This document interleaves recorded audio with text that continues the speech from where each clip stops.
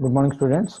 Now we are discussing another theorem, that is theorem number 4 of unit 3 for the second BSc students who are studying third semester in group theory. In previous classes, we learned the definition of normal subgroup and we done 3 theorems. Now we are going to the third theorem. That is, every subgroup of an abelian group is normal. That is, if you take any subgroup of an abelian group, that will be the normal subgroup. That means for that I am taking that in the proof. G is an abelian group and H is subgroup of G.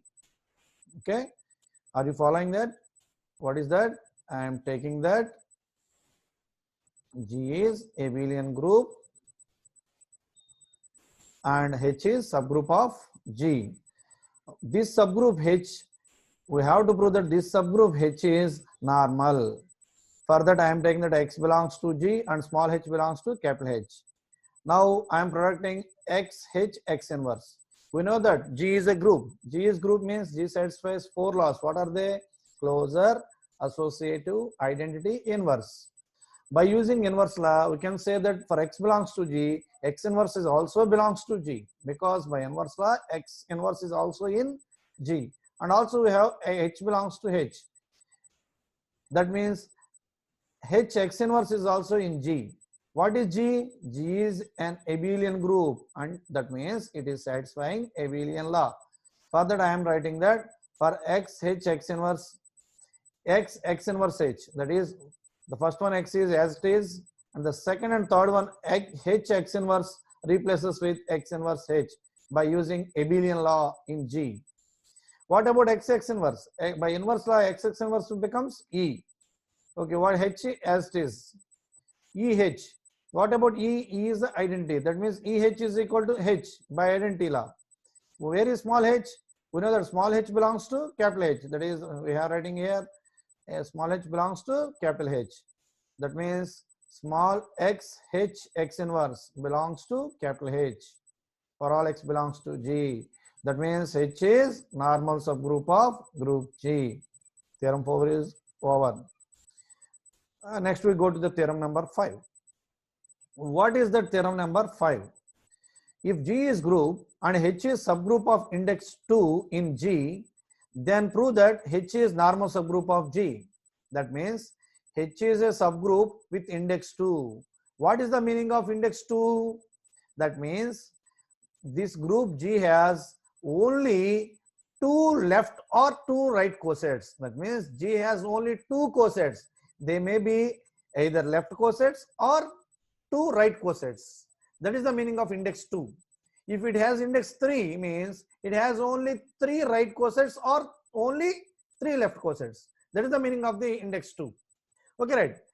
In this group H, in this group G, H is a subgroup and it has an index 2. Then we want to prove that H is normal subgroup of G. Okay, right? I am writing the proof. Given, what is given? G is group and H is subgroup of index 2 in G. Okay, what we want to prove? We want to prove that H is normal. That is, normality means normality condition. We have to prove. Okay, right? Given that H is subgroup of index 2 in a group G, what is the meaning of that index 2? That means the number of distinct means different, right cosets of H in G is 2. Are you understanding that? The number of distinct right cosets of H in G is 2. That means G has only 2 right cosets or it has only 2 left cosets. That is the meaning of index 2. Okay, right.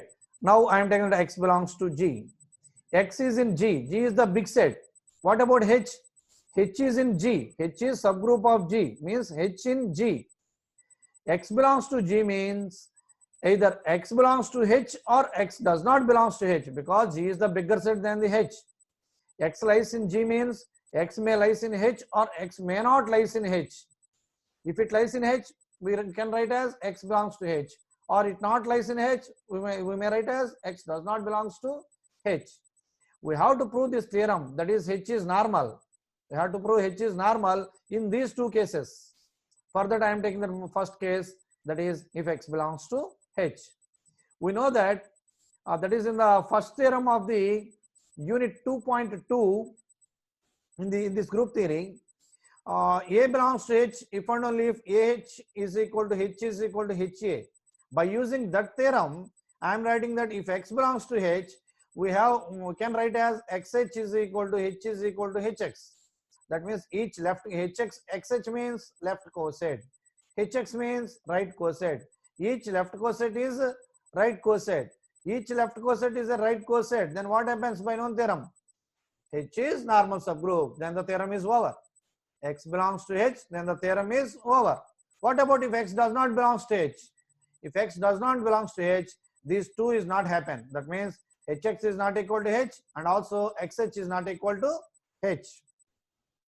H and HX are two different right cosets. Here also XH and H are two different cosets.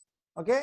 Since the index of H is 2, that means these only the cosets in G. That means the union of these two cosets gives us G.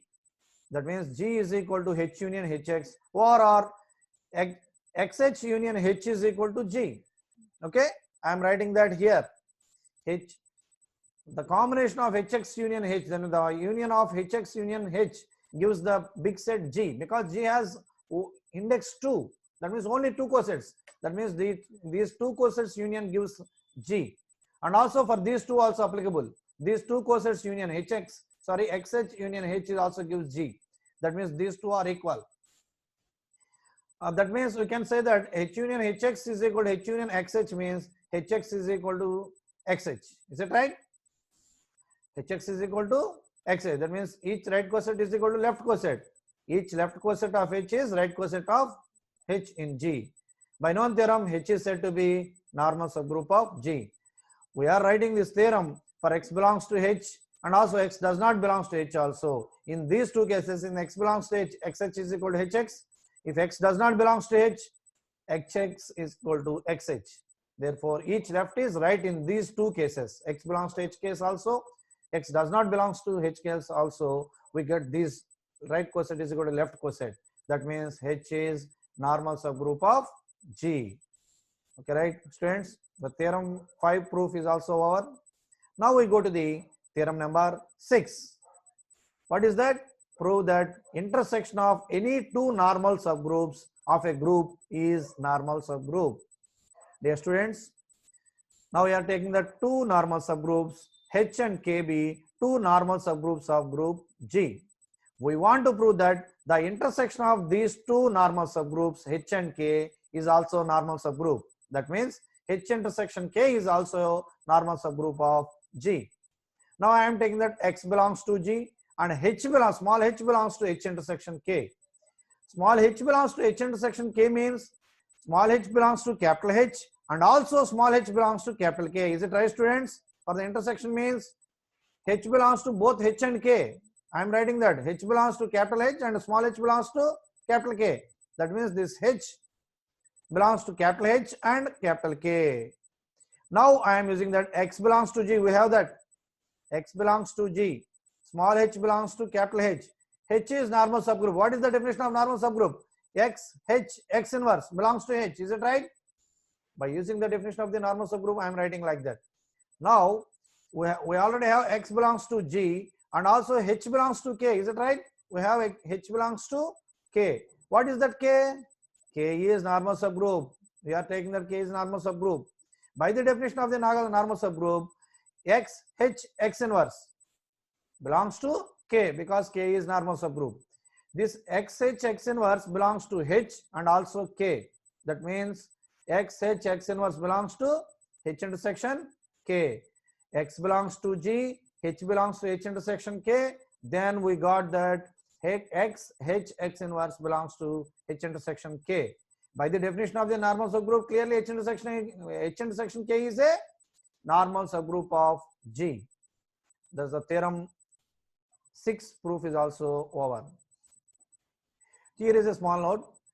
Similarly, we can prove that here we proved that intersection of only two normal subgroups is a normal subgroup.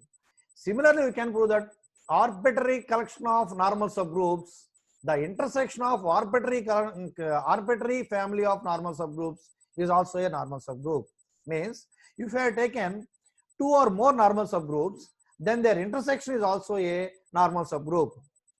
That is the note we have written here. That is the arbitrary intersection of any number of normal subgroups of a group G is also a normal subgroup of G. Is that right? Okay, right, students. Now we are going to the theorem number 7. What is that? The statement is we have to prove that a normal subgroup of a group G is commutative with every complex of G. For that, first of all, we have to learn, we have to recollect the definition of complex of a group G. What is complex? Any non-empty subset in a group G is called complex. Students, are you understanding that? Any non-empty subset in a group G is called, what is that? Complex. Any non-empty subset in a group G is called complex of a group. Complex means non-empty subset only. Okay, students? Next. And we have to take a normal subgroup and we have to take one complex. Then we have to show that in these two set commutative property must satisfy. Okay, right? For that, in the proof I am taking that let N is normal subgroup of group G and H is complex of group G. N is normal subgroup, H is complex. We have to prove that in between N and H there is a commutative law. That means we prove that NH is equal to HN. Students, are you following that this is an abelian law? Abelian or commutative law, the both are the same. Now I am taking that first we prove that NH is subset of HN. For that I am taking an element in NH, LH side. That is small nh belongs to capital NH, where small n belongs to capital N, small h belongs to capital H. Students, kindly follow the spotlight. There is a red light is blinking on that one. Small n belongs to capital N, small h belongs to capital H. Now I am taking the small nh. Small nh is multiplied with E on the left side. Okay? E is the identity. There is no effect on nh. E nh is equal to A nh. That's why I am multiplying with E. E can be written as HH inverse. E can be written as HH inverse by inverse law. Now, by associative law, I am writing the bracket for the last three elements. That is, H first element is outside of the bracket and the next three elements H inverse and H is in the bracket. Then what happens if you understand that? If you understand that, I am trying to write this one by using the pen. 1 minute, students. I will come back. Okay, students. That means I want to explain this point. We know that small h belongs to capital H. Is it right? Students, are you following that? Small h belongs to capital H. Then what happens? H inverse NH belongs to N. I want to give a clarification on this. 1 minute, students. I want to write this. I am underlining in this one. If you understand the underlined conditions, H inverse NH belongs to N and the not underlined value is small h and capital H. Are you understanding that? Small h belongs to capital H. We have here small h belongs to capital H.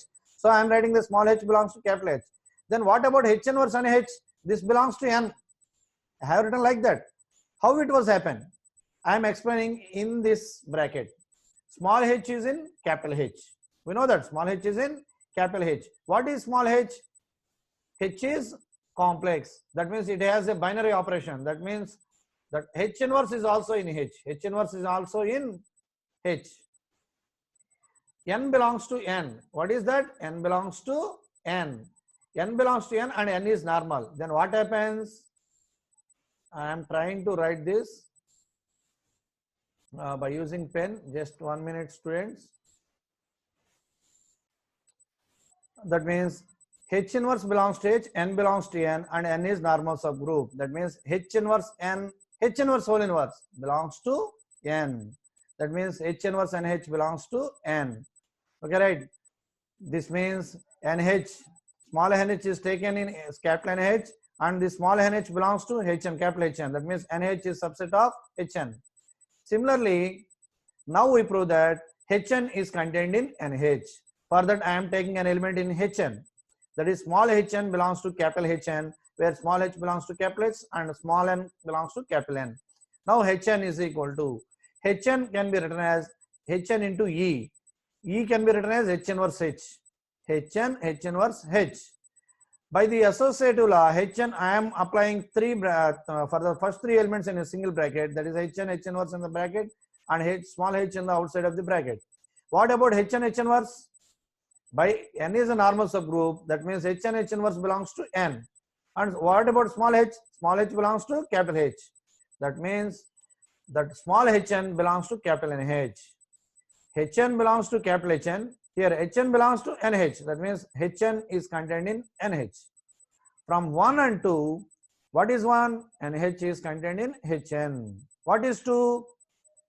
Hn is contained in NH. By these two, we can say that NH is equal to Hn. What is N? N is normal subgroup. What is H? H is complex. We have proven that this NH is equal to Hn, means the commutative law exists in between N is normal and H is complex. In between normal subgroup and a complex, there is a commutative property exists. The theorem is over. Okay, students.